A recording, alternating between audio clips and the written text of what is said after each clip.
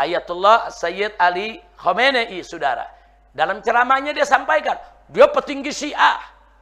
Dia petinggi Syiah, saudara. Nah, dia mengatakan berceramah kepada orang-orang Syiah, saudara, jangan mencaci maki Ahlul Bait, jangan mencaci maki sahabat Nabi, jangan mau diadu-adu.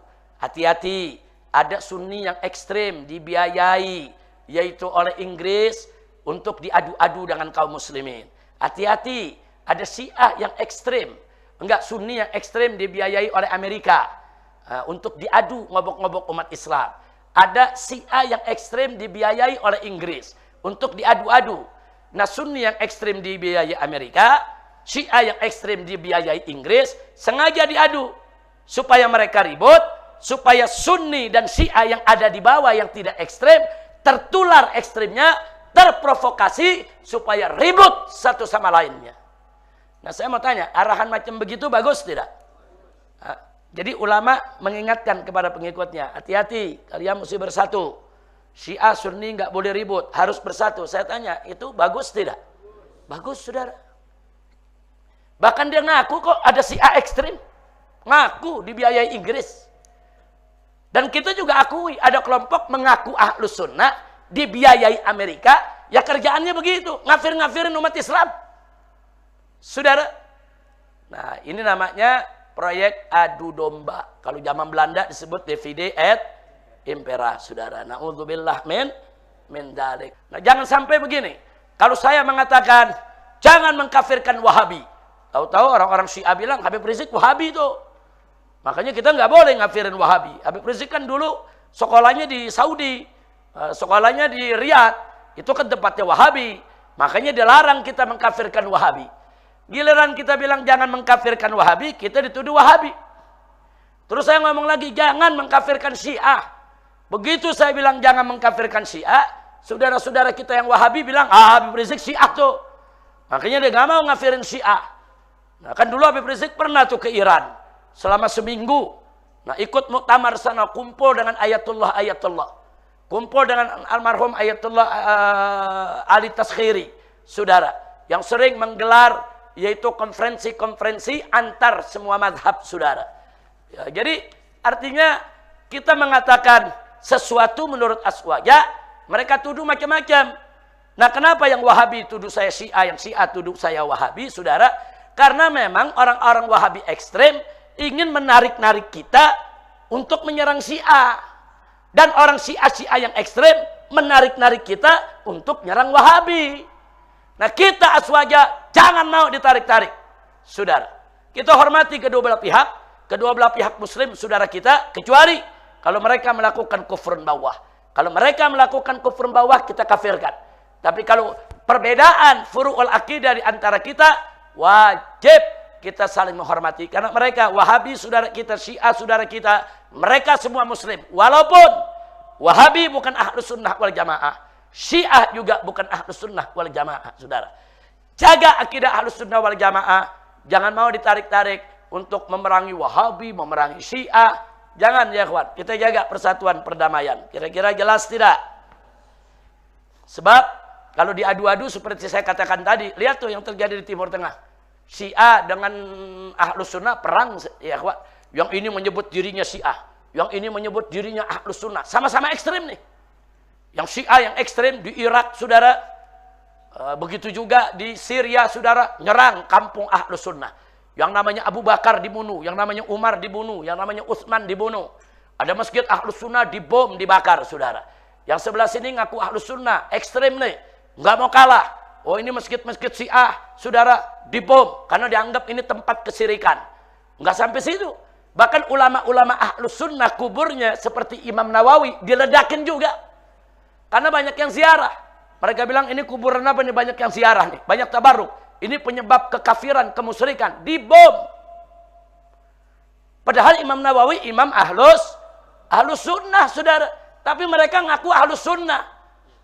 Nah, jadi jangan ikut nih kelompok begini. Ini kalau ini dibiarkan nanti di Indonesia bisa hancur, saudara. Makanya di Indonesia harus kita jaga, dan kita sudah peringatkan kepada pemerintah. Syiah ekstrem, saudara, Wahabi ekstrem, harus diawasi, dilarang nggak boleh mereka menyebarkan ajarannya.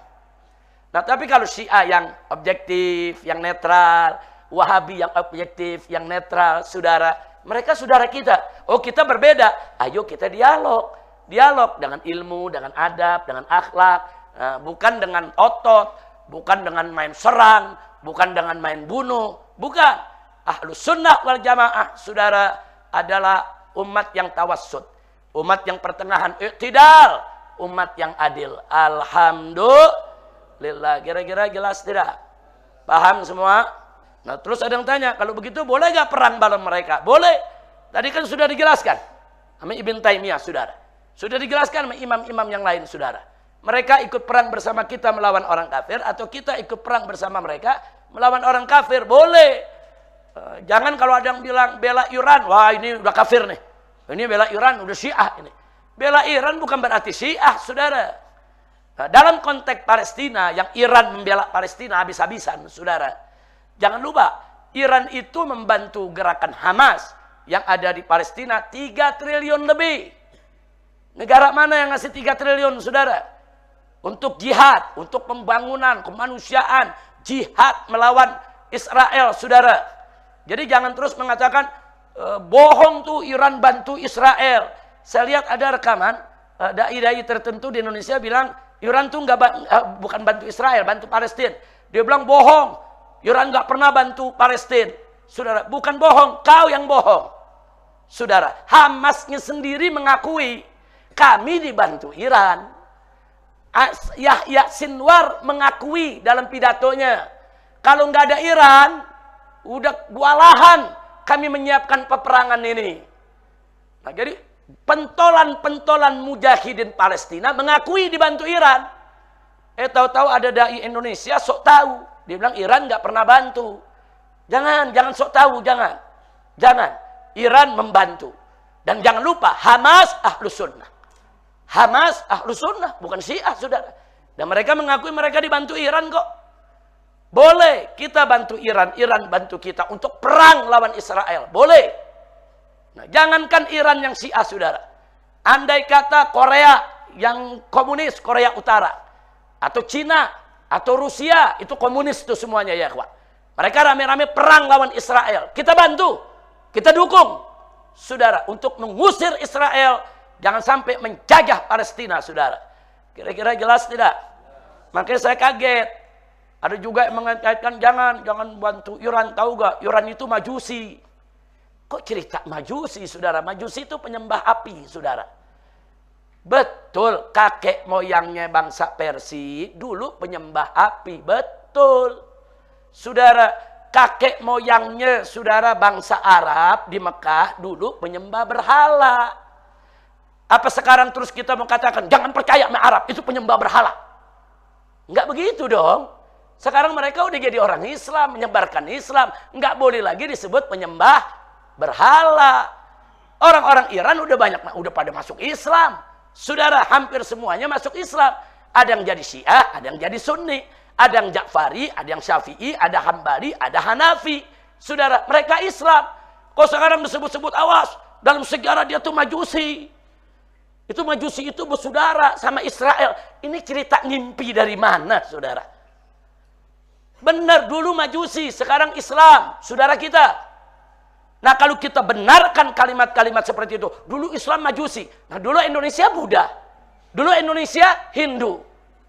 Apa boleh orang luar mengatakan, jangan percaya sama Islam Indonesia, Hindu tuh. Jangan percaya sama Islam Indonesia, Buddha tuh. Boleh gak begitu? Dulu, saudara, Indonesia banyak Hindu dan Buddha. Rame-rame pada masuk Islam. 90% mereka masuk ke dalam agama Islam. Alhamdulillah. Jadi jangan lagi sebut dulu Indonesia tuh kafir, dulu penyembah patung, dulu penyembah berhala. Ya kalau Indonesia mau digituin, Arab juga penyembah berhala dulu, betul? Enggak begitu, cara berpikir enggak begitu. Orang cerdas enggak begitu cara berpikirnya, saudara. Maka belajarlah akidah yang benar. Belajar akidah yang benar. Belajar akidah dari siapa tuh? Gampang mengkafirkan orang, saudara. Jangan. Yang namanya bangsa Iran itu, saudara, salah satu sahabat Nabi dari bangsa Iran adalah Salman Al-Farisi. Saking hebatnya Salman, saking cintanya kepada Nabi dan Ahlul Bait, sampai Rasulullah mengatakan, Salman ahli baiti. Salman min ahlil baiti. Salman termasuk Ahlul Baitku, saudara. Apa boleh nanti ada mengatakan, hati-hati Salman, majusi itu. Dulu majusi. Terus dia pindah jadi Ahlul Kitab. Dia masuk Islam. Selesai. Al-Islam ya jubbo. Magabla, Islam menghapus semua dosa masa lalu. Indonesia sudah masuk Islam semua. Selesai. Nggak usah lagi cerita. Indonesia dulu begini. Dulu kafir. Dulu Buddha. Dulu Hindu. Nggak ada, saudara. Sekarang Islam. Bapak kita Islam. Kakek kita Islam. Di Indonesia. Alhamdulillah. Kira-kira jelas gak? Makanya saya kaget. Melihat kok ngomongnya. Hati-hati, Iran tuh majusi. Kita jangan sampai terkecoh. Udah gitu yang dijadikan dalil. Sebab ini Netanyahu mengatakan, hei bangsa Iran, ayo kembali ke ajaran kakek moyang kita. Lah kan yang ngomong Netanyahu, yang ngomong bukan Ali Khamenei. Kalau yang ngomong Ali Khamenei, hei Netanyahu, mari kita kembali kepada kakek moyang kita majusi. Baru boleh kita bilang mereka majusi. Kira-kira jelas gak? Ali Khamenei ini mengajak kepada Allah dan Rasulnya. Yang mengatakan begitu Netanyahu. Orang Israel, si Jahannam. Saudara, dia mengatakan, hei bangsa Iran, ayo kembali bersatu dengan kami, dengan Israel. Kita ini satu kakek moyang. Kita ini sama-sama punya kebersamaan dalam hadoroh kita, budaya kita dulu. Nah, tahu-tahu ini dijadikan dalil. Tuh, lihat tuh. Ternyata betul kan? Dia bersaudara kan? Bestian nih, bestian. Astagfirullahaladzim.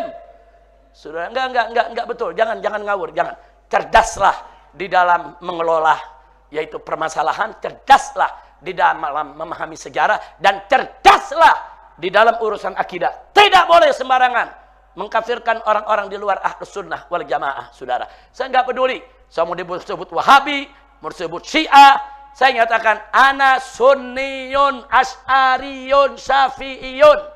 Saya adalah Muslim, Sunni, Asy'ari, Syafi'i. Dan saya tidak mengkafirkan semua madhab yang ada di luar Ahlus Sunnah wal Jamaah. Kecuali kalau mereka, saudara, membawa pendapat yang kufrun bawah, kekafiran yang jelas. Selama cuma perbedaan furu'ul akidah, mereka saudara kita, kalau memang kita melihat mereka itu tersesat jalan, ayo kita tunjukkan mereka ke jalan yang benar. Bukan kita kafir-kafirkan.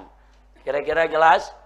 Nah, terus satu lagi pegangan saya. Dulu Nabi alaihi salatu wassalam, seumur hidupnya, Nabi Yuna Muhammad sallallahu alaihi wasallam, seumur hidupnya, pagi, siang, sore, malam berdakwah, ngajak orang kafir masuk Islam.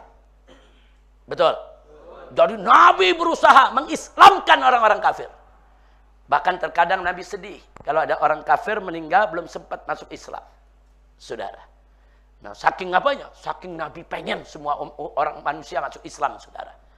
Itu ajaran Nabi. Nah, sekarang ada kelompok mengaku pengikut Nabi paling murni. Pengikut Nabi paling sempurna. Pengikut Nabi paling setia. Tapi setiap hari, pagi, siang, malam, pagi, siang, sore, malam, kerjaannya mengkafir-kafirkan saudaranya. Ini kafir, itu kafir, anu musyrik. Ini katanya pengikut Nabi, tapi kerjaannya tiap hari ngafir-ngafirin sesama muslim. Sementara Nabi setiap hari sibuk mengislamkan orang kafir. Dia sibuk mengkafirkan orang Islam. Inna lillahi wa inna ilaihi raji'un. Begitu saya mau tanya nih, markas syariat nih semua nih, santri. Apa mau setiap hari mengkafir-kafirkan orang Islam? Siap setiap hari berupaya mengislamkan orang kafir? Betul? Takbir. Sallu 'alan nabi. Nah, jadi itu yang perlu kita perhatikan. Jangan sembarangan, saudara. Ada lagi yang mengatakan, tapi Habib, orang Syiah ini kan benci sahabat. Bahkan ada yang mengkafirkan sahabat, mencaci sahabat. Apa tidak dengan alasan itu kita kafirkan mereka?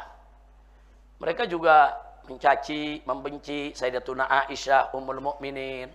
mencaci Sayyidina Abu Bakar Siddiq, Sayyidina Umar ibn Khattab, Sayyidina Utsman ibn Affan radhiyallahu anhum.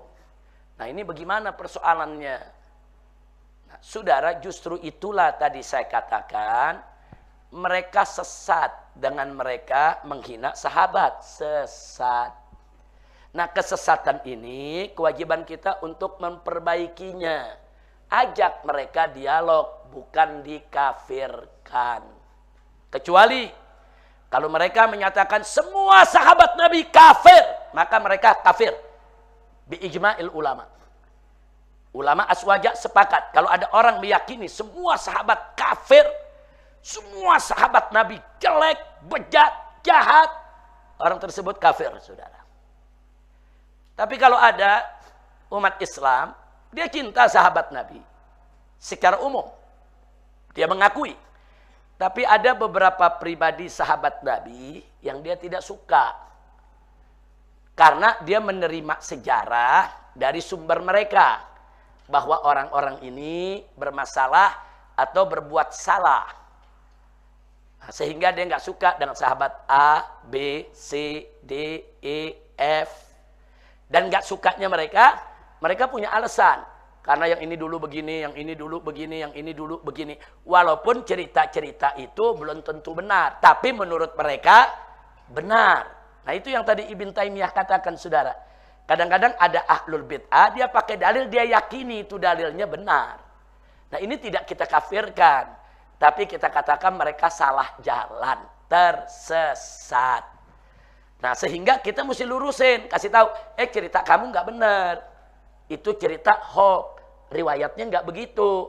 Riwayat yang benar begini, supaya bencinya ke sahabat hilang, saudara. Kira-kira jelas gak? Nah, sebab begini, saudara, sebab kalau kita memakai kaidah, pokoknya menghina satu sahabat saja kafir.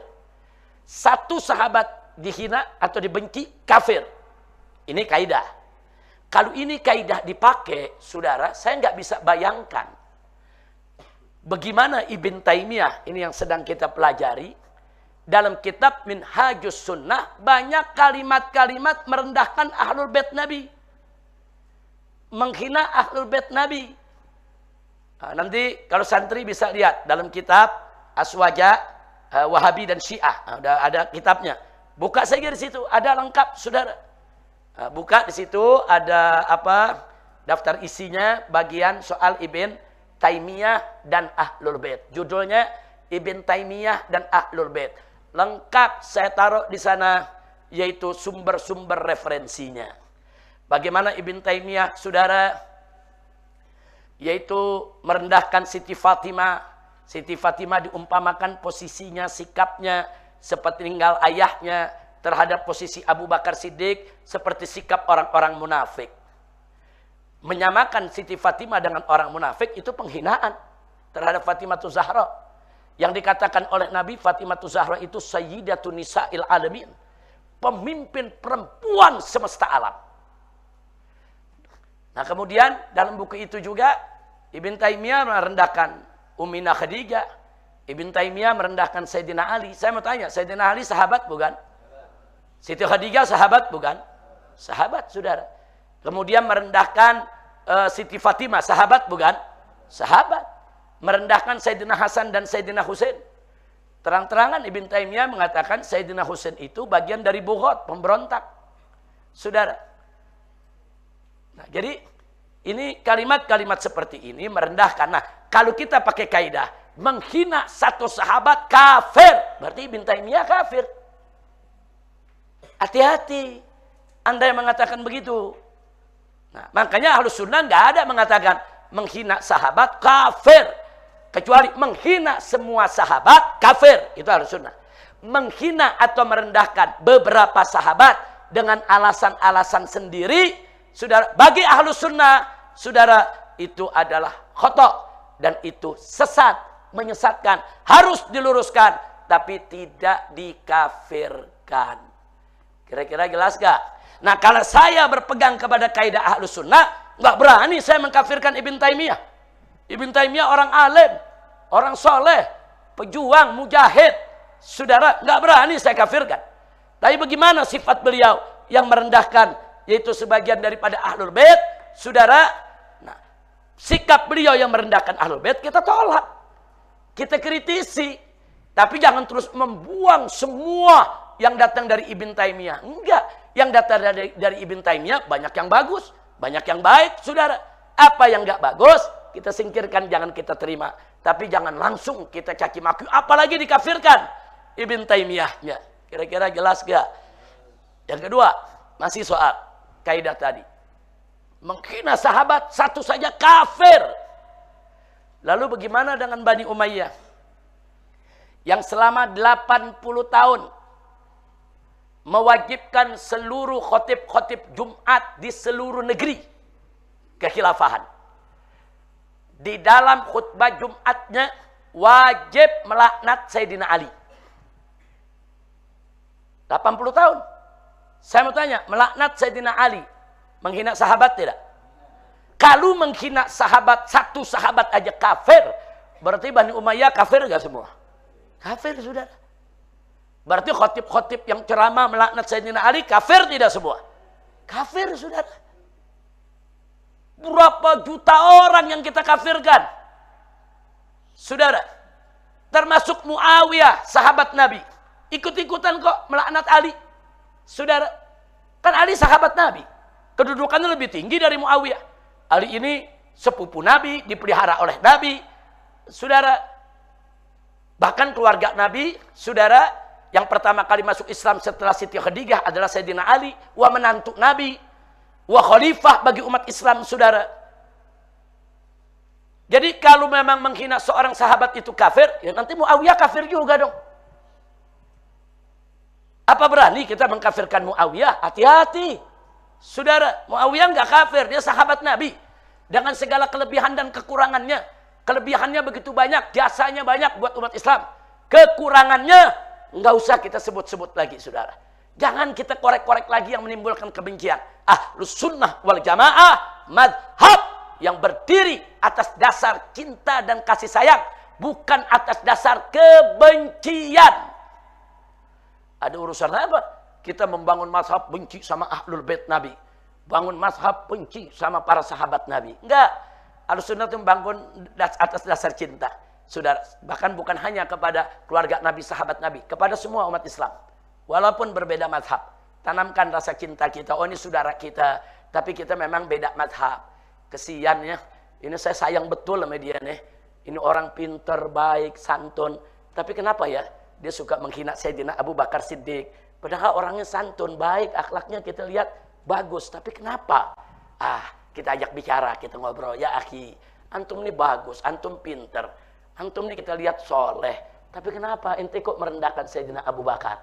Nanti kan dia jawab, iya habis Abu Bakar begini sih, Abu Bakar begitu sih. Dalilnya mana? Ini kita punya dalil.